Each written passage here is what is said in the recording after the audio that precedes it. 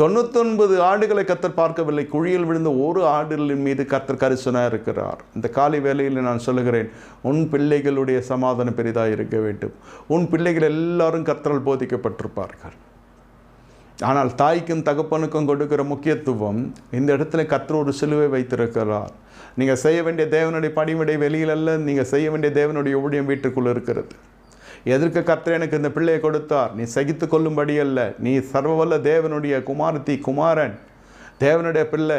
அவர் நாமத்தை நோக்கி நீங்கள் கூப்பிடுகிற பொழுது அவர் சமீபத்து காணப்படுகிறார். உன் வாசஸ்தலத்துக்குள்ளே நலகத்துக்குள்ளே சமாதானம், அரண்மனைக்குள்ளே சுகமும் பெருக போகிறது.